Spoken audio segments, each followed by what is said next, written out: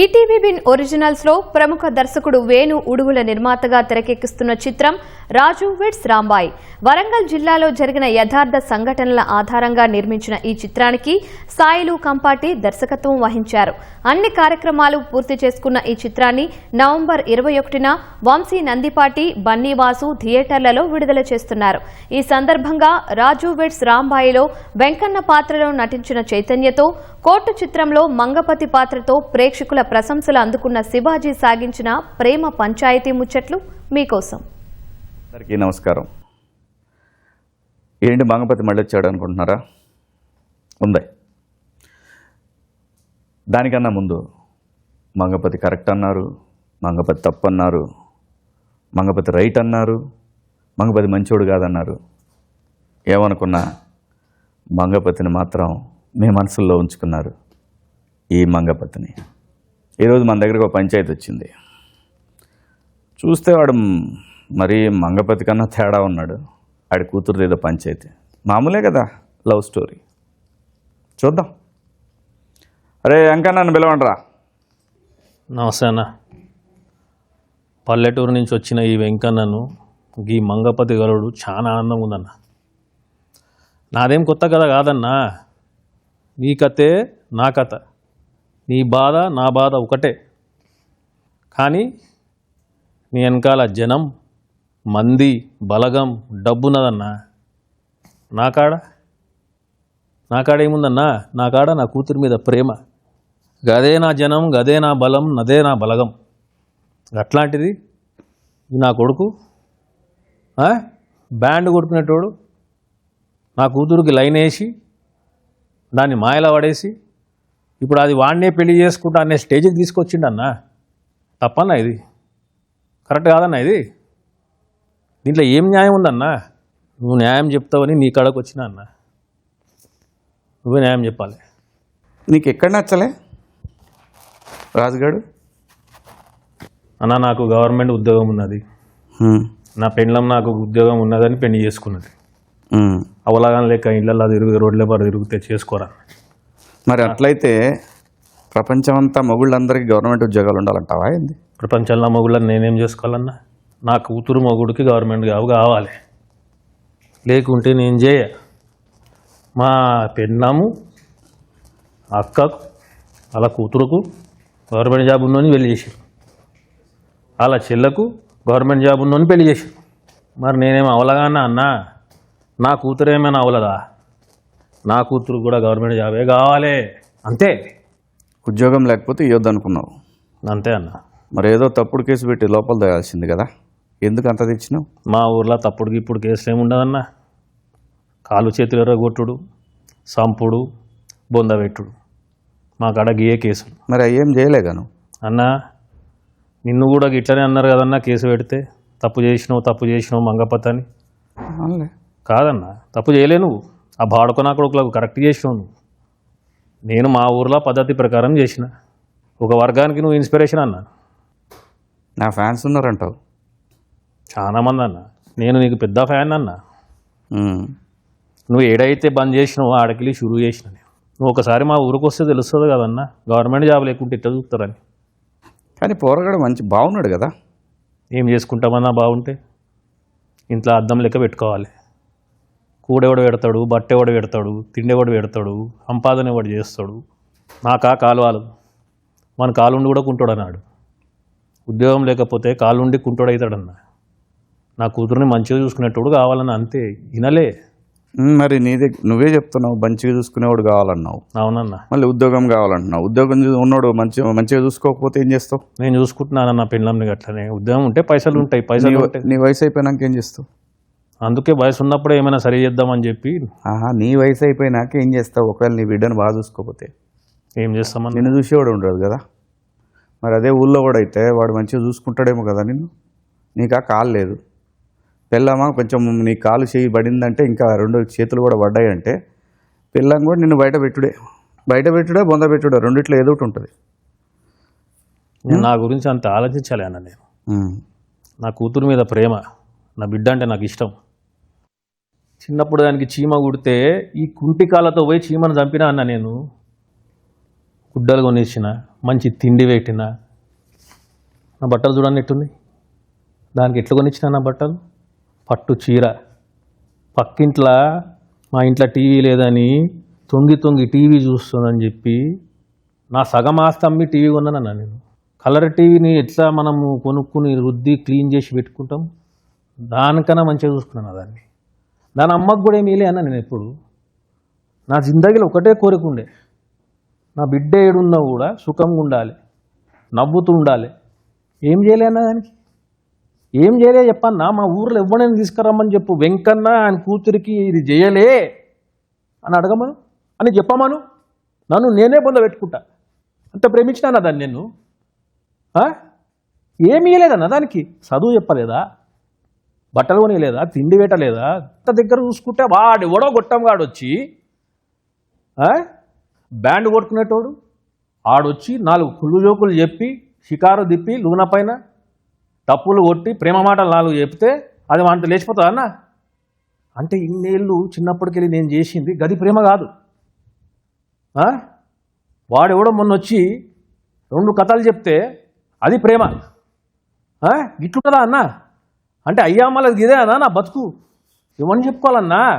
ఇది తప్ప అనేది, ఇది తప్పు అన్నా. రేపు పొద్దుగాల నా బిడ్డకు ఎవరైనా గవర్నమెంట్ సంబంధం ఉన్నోడు వచ్చి నేను చేసుకుంటా నీ బిడ్డనంటే గుండెకాయ కోసి దానికి ఇస్తానా, గుండెకాయ కోసిస్తా దానికి.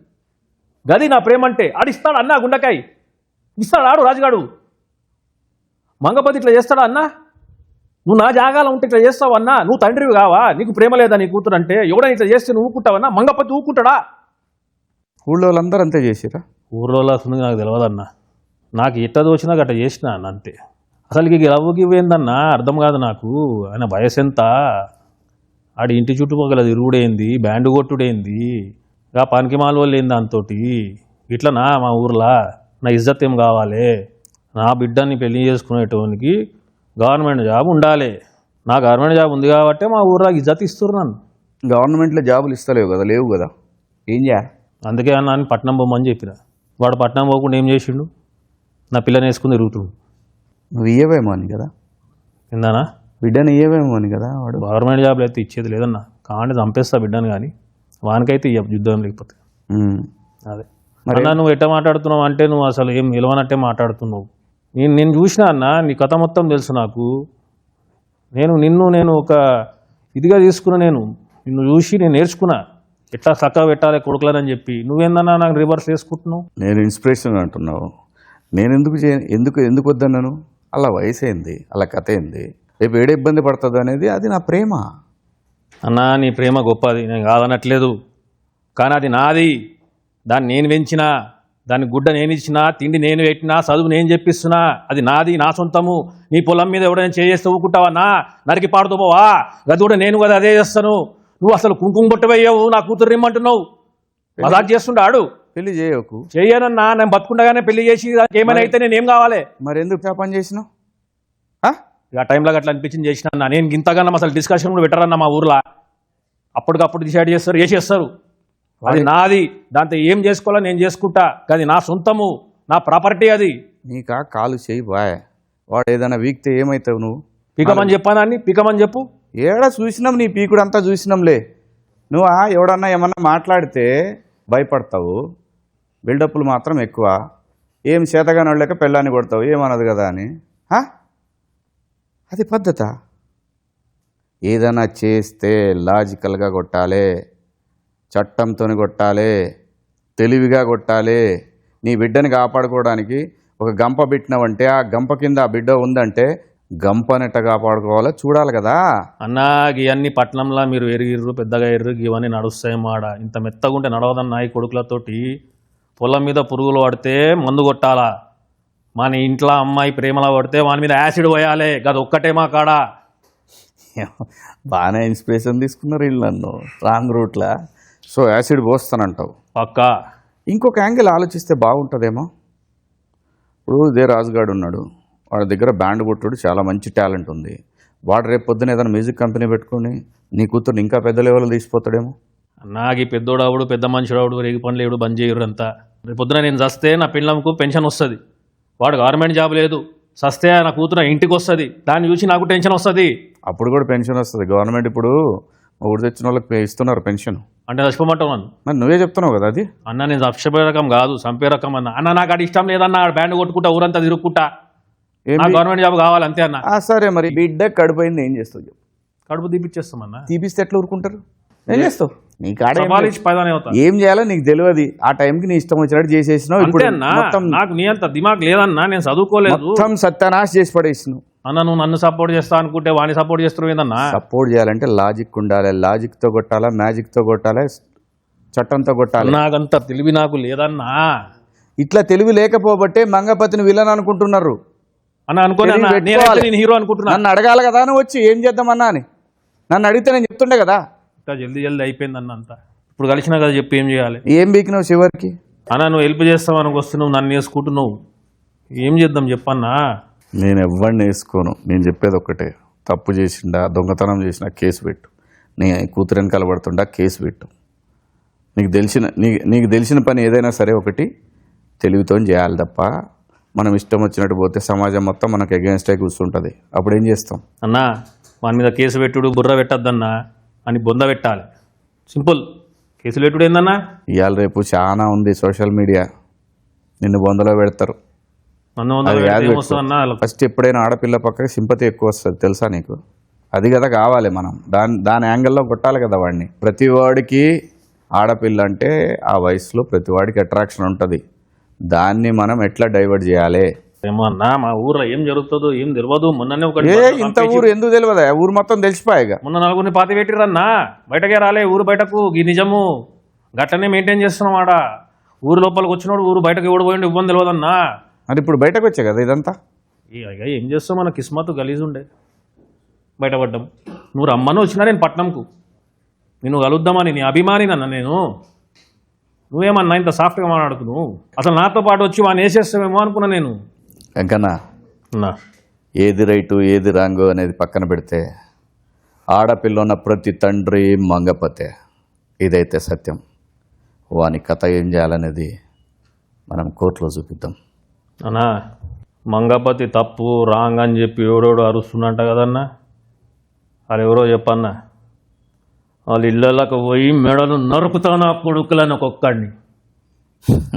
చూశారు కదా, అది ఇంకో తండ్రి వేదన. ఈ కథని 15 సంవత్సరాల పాటు బొందబెట్టారు ఆ ప్రాంతవాసులు. అదే రాజు వెడ్స్ రాంబాయి కథ. నవంబర్ 21 థియేటర్స్లోకి వస్తూ ఉంది. రండి చూద్దాం ఇంకో తండ్రి ప్రేమ కథ. See you in theatres. మీ మంగపతి.